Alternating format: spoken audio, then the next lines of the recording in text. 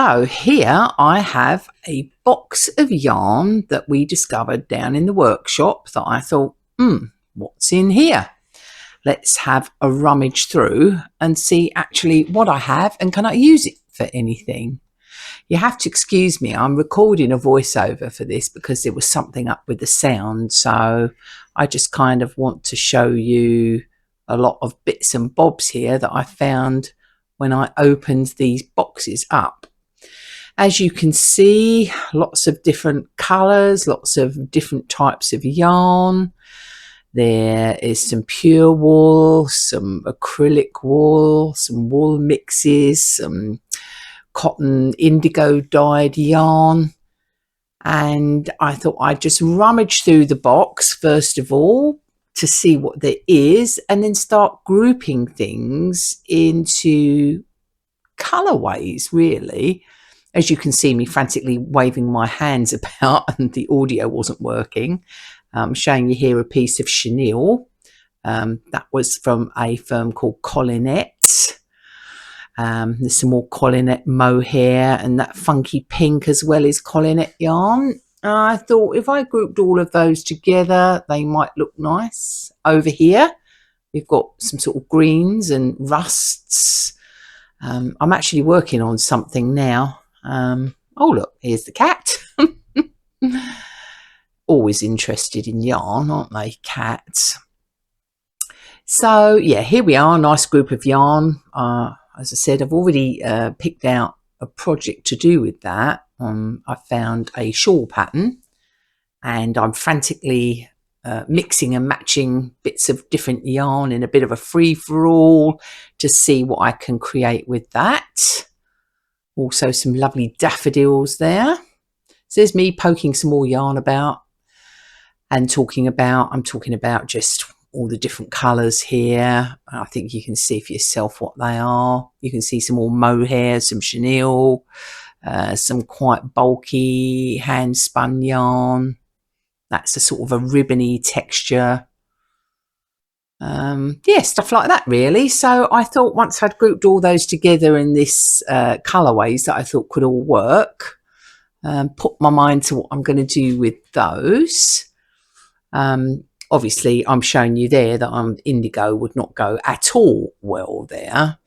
I think when we recorded this, I was saying I have to challenge myself with colours because I tend to look more at patterns and buy specific colours for it. And then I never know what to do with all this leftover yarn, how to think outside the box and do a bit of mixing and matching.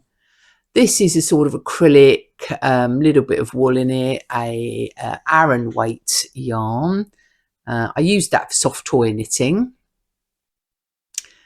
Probably knit another soft toy with that.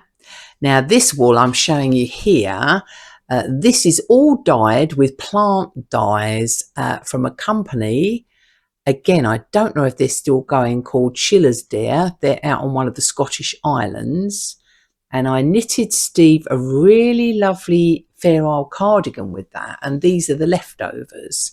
I wanted to make myself a vintage style Fair Isle top, but they all seem to be in 4-ply and these are double knit yarn weights. So again, there's me thinking, what am I going to do with that?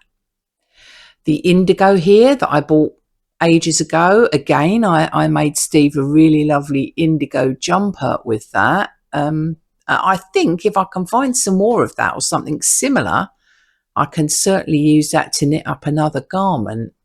And even if the indigo is not the same colour batch, I don't think that will matter, because once you kind of get indigo together and wash it, the dye all runs out of it and it will all equal out and it fades in time. Here is some mohair. I don't even know what weight that is. I've got to have a further look at it. I did use some of it in another project which didn't work out too well, so that went to a charity shop. Again, have I got enough to make a garment? What would I make with that? More things to think about. And then here, just more things that either people have given me, left over from other projects, as I say. Some more Schiller's Dare yarn there. So that's really nice. I'm constantly thinking about what I want to do with those. It's awkward, isn't it? When you don't know how much you've got. You never know how much you've got of any one thing unless it's actually wound in a skein, you know, with a length on it. You don't really know, do you? With these oddments. Oddments tend to be used, don't they, for things like scarves and shawls and projects like that, cowls, anything that you think, well, I might have enough to eke that out.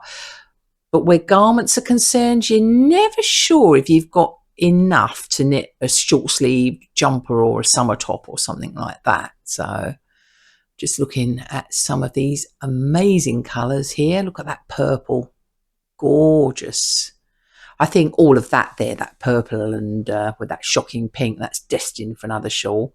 Here was another box. Look at all that. Emptied it out.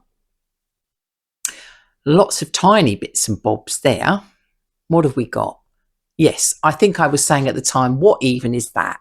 This must be the work of the pixies or the gremlins or the goblins, or, you know, how does it even get like that? It's in a box, you know, everything's been wound up and then you open the box and it's like that. Please, you know, comment down below if you have had that happen to you. How does it happen? Oh, look, I found some more Collinette yarn. And a word on Collinette, while we're poking those yarns about. Collinette were a brilliant Welsh company, and they used to hand dye all these amazing different yarns. And then I think the people that ran it retired, and the yarns became quite collectible. But I believe someone has bought the brand name and has resurrected it. Well, I say I believe, I know they have, because I found some other Collinette yarn that I thought I did have enough to make a garment with. And I managed to get some more, not exactly the same dye lot, but because they vary as you knit with them in colours, they're not like one flat colour. It doesn't matter if you mix and match it all in together. The cat you see here is one of our two black cats, Nightshade. She's into anything and everything. So I think that's it for this week. Sorry we had to do the voiceover, but these things happen. Do subscribe to the channel and shoot me a few comments below on whether you've got yarn like this to do stuff with. And we'll see you soon.